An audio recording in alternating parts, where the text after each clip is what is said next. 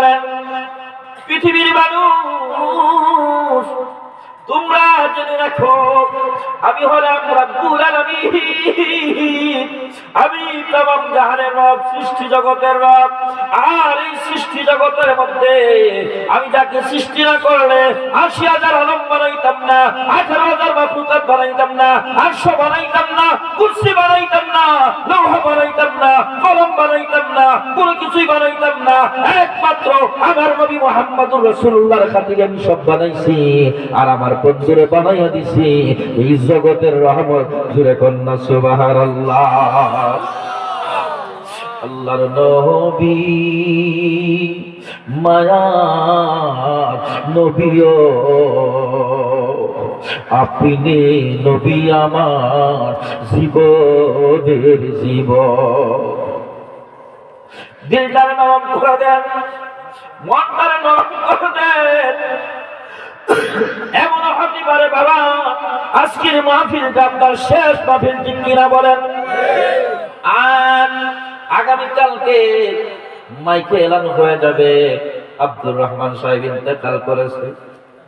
আজকে এখানে বসে আছেন, সকালবেলা আপনি লাশ হয়ে শুয়ে থাকবেন, আপনাকে দেখার জন্য মানুষ আসবে।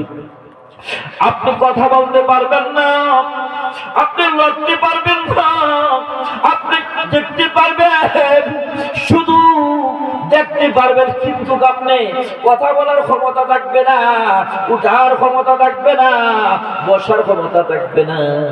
মানুষগুলো আপনার বাড়িতে ভিড় করবে আর বলবে, গতকালকে ওই পাঁচাউনের মাহফিলে আব্দুর রহমান সাহেব ছিল, বসা ছিল, আজকে নাই রে, দুনিয়া ছেড়ে শেষ বিদায় নিয়ে চলে গেছে।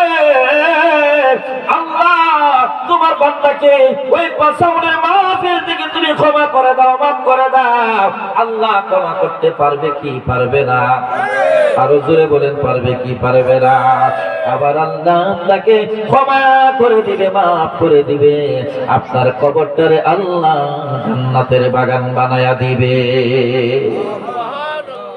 আল্লাহ যেন আজকের মাহফিল কবুল করে, সকলে বলি আমিন। আল্লাহ যেন আজকের মাহফিলের খাতিরে এলাকাবাসীর উপরে রহমত বর্ষণ করেন, সকলে বলি আমিন। বন্ধুরা আমার, বাবারা আমার, পবিত্র কুরআনুল কারীম থেকে প্রথম পারা থেকে আমি একটা আয়াত তেলাওয়াত করি। উলামায়ে কেরাম এখানে বসে আছেন। আবার আল্লাহ পবিত্র কালামে পাকের মধ্যে প্রথম সূরা বাকারার মধ্যে বলেন, الذين يؤمنون بالغيب ويقيمون الصلاة ومما رزقناهم ينفقون। আল্লাহ বলেন, الذين يؤمنون بالغيب। আল্লাহকে কি আপনারা দেখছেন?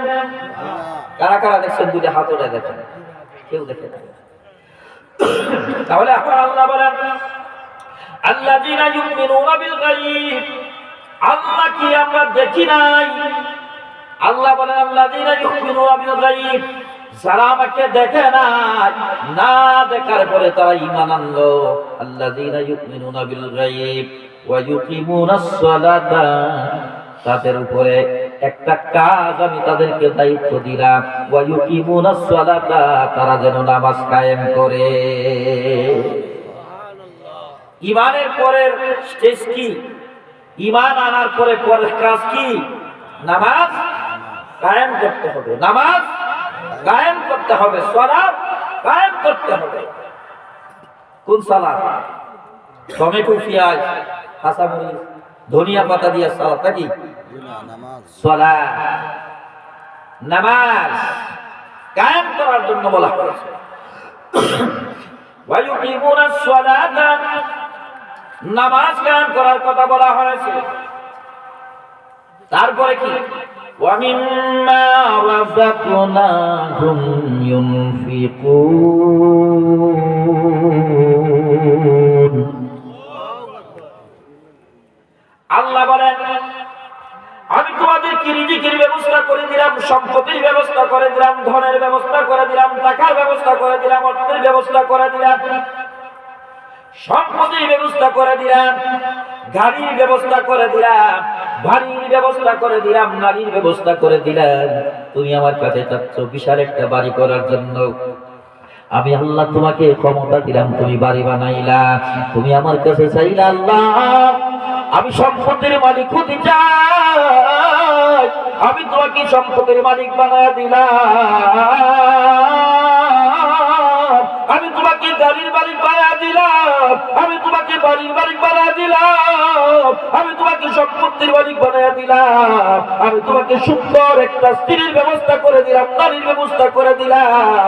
ও আমার বান্দা, তারপরে আমি তোমার কাছে চাচ্ছি আমি আল্লাহর রাস্তায় তুমি ব্যয় করো। জোরে কন্যা সুবহানাল্লাহ, আল্লাহু আকবার বলে। ও বান্দা, তোমার গাড়ি কবরে যাবে না,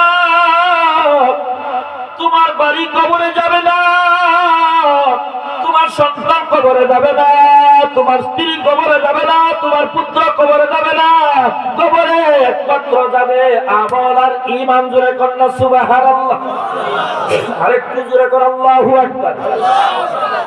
বাড়ির জায়গায় বাড়ি, গাড়ির জায়গায় গাড়ি, টাকার জায়গায় টাকা, সম্পত্তির জায়গায় সম্পদ, সন্তানের জায়গায় সন্তান, স্ত্রীর জায়গায় স্ত্রী, সব পরে থাকবে। বান্দা সোজা হয়ে যাবে, সাদা কাপড়, মার্কিন কাপড়, মার্কিন কাপড় ছাড়া আর কিছুই যাবে না রে বাবা, আর কিছুই যাবে না।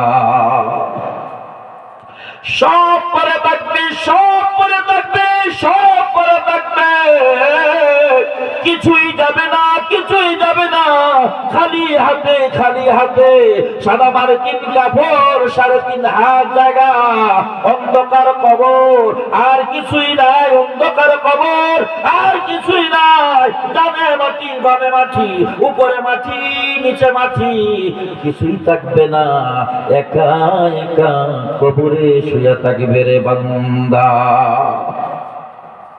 ওই সময়ের জন্য চিন্তা করো,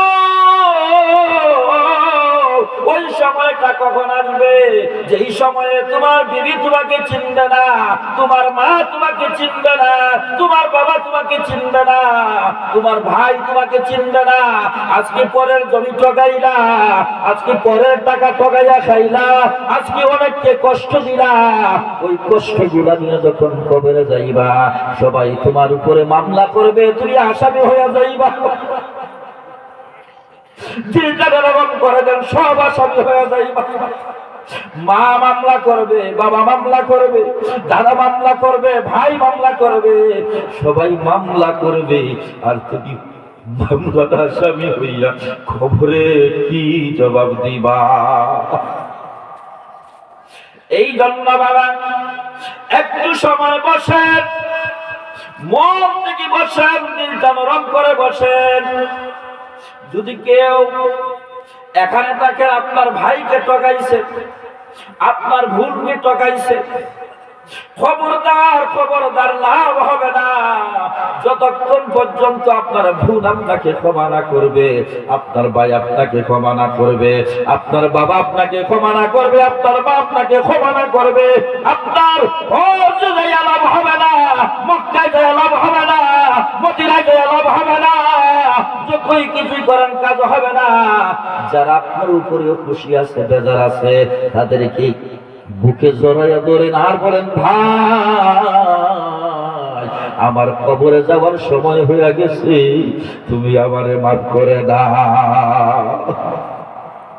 যদি ওই বান্দা আপনাকে ক্ষমা করে, আপনার ভাই যদি আপনাকে ক্ষমা করে, আপনার মা যদি আপনাকে ক্ষমা করে, আপনার বাবা যদি আপনাকে ক্ষমা করে, আপনার বোন যদি আপনাকে ক্ষমা করে, আপনার আত্মীয় স্বজন যদি আপনাকে ক্ষমা করে, তাহলে আপনি মুক্তি পাবেন, না হয় মুক্তি পাবেন না।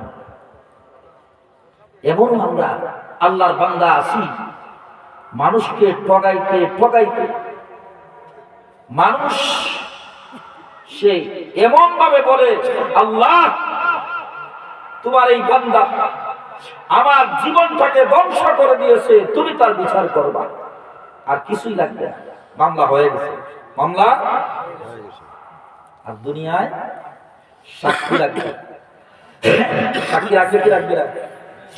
সাক্ষী, দুনিয়ায় সাক্ষী লাগবে, চেয়ারম্যান মেম্বার, আদালতে যায় মামলা করতে হবে। আর আল্লাহর আদালতে মামলা শুধু বলবে আল্লাহ তুমি দেখছো তোমার বান্দা আমার সাথে কেমন ব্যবহার করছে, কাজ হয়ে গেছে, মামলা হয়ে গেছে, আপনি বিপদে পড়ে গেছে। এই জন্য প্রতিদিন প্রতি মুহূর্তে আল্লাহর বান্দা ভাইকে ক্ষমা করে দিবেন, মাকে ক্ষমা করে দিবেন, বাবাকে ক্ষমা করে দিবেন, আত্মীয় স্বজনকে ক্ষমা করে দিবেন। আর দেখে বলবেন আমি তোমাদের কাছে ক্ষমা চাই, আমার জীবনে তোমাদের সাথে যত অন্যায় করেছি, অপরাধ করেছি, তোমরা আমাকে ক্ষমা করে দাও। তোমরা যদি আমাকে ক্ষমা না করো, তোমরা যদি আমাকে মাফ না করো, আমার আল্লাহ আমাকে ক্ষমা করবে না। তাহলে আমরা ঈমান আনার পরে আমরা পাইলাম কি? নামাজ। ঈমান কেমন ঈমান? আমরা শুধু কলেমা পড়লাম লা ইলাহা ইল্লাল্লাহ, আল্লাহ ছাড়া কোনো মাবুদ নাই, লা ইলাহা ইল্লাল্লাহ, আল্লাহ ছাড়া কোনো মাবুদ নাই, আল্লাহ ছাড়া কোনো মাবুদ নাই, মুহাম্মাদুর রাসূলুল্লাহ সাল্লাল্লাহু তাআলা আলাইহি ওয়া আলিহি ওয়া সাল্লাম। হযরত মুহাম্মদ মুস্তাফা সাল্লাল্লাহু তাআলা আলাইহি ওয়া আলিহি ওয়া সাল্লাম আল্লাহর রাসূল, ঠিক কি না বলেন? ঠিক। আল্লাহর নবীকে গলার মালা বানাইতে হবে, আর ঈমানের সাথে সাথে নামাজ কায়েম করতে হবে, আল্লাহর রাস্তায় ব্যয় করতে হবে। জোরে কোন সুবহানাল্লাহ। সুবহানাল্লাহ। এখন আমরা যখন বলি মসজিদের টাইলস লাগবে, মসজিদের প্যান লাগবে, মসজিদের লাইট লাগবে, আল্লাহর বান্দা কয় আমি পারবো না, আমার ঘরে আগে টাইলস লাগাইতে হবে, আমার ঘরে আগে প্যান লাগাইতে হবে, আমার ঘরে আগে সুন্দর করতে হবে, তারপরে মসজিদ দেখা যাবে কি করা যায়। বান্দাদের হিসাব আমি যা বললাম সেটা ঠিক আছে কিনা বলেন? ঠিক। নিজের জন্য মনে করে যে আমার বাড়ি আমার নিজের বাড়ি, এইটা আমার ঘর নিজের ঘর, এই লাইট আমার নিজের, এই ফ্যান আমার নিজের, কিন্তু বান্দা একবারও চিন্তা করে নাই এই লাইট আমার না, এই ফ্যান আমার না, এই ঘর আমার না, এই বাড়ি আমার না, এই সম্পদ আমার না, আমার আসল বাড়ি হলো কবরস্থানে।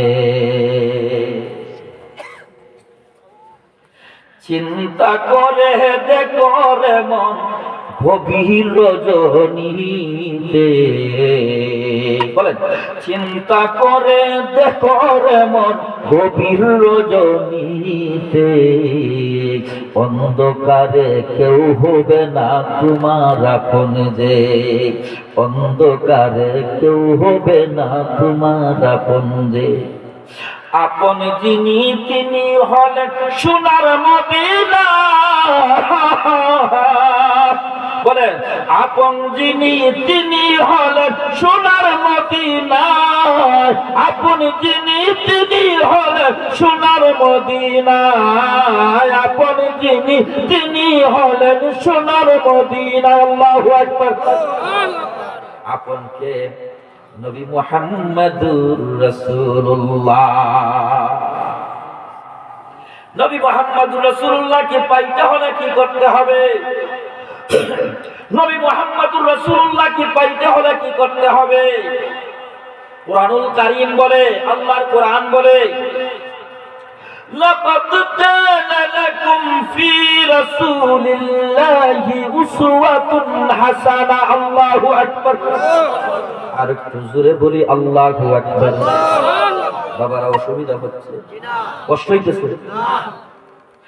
আবার আল্লাহ বলেন লাকাদ কানা লাকুম ফি রাসূলিল্লাহি উসওয়াতুন হাসানা আল্লাহ বলেন নিশ্চয়ই লাকাদ কানা লাকুম ফি রাসূলিল্লাহি উসওয়াতুন হাসানাহ, তোমাদের কাছে সবচাইতে উত্তম চরিত্র, উত্তম আদর্শ হলো আমার নবী মুহাম্মদুর রাসূলুল্লাহ। আল্লাহু আকবার।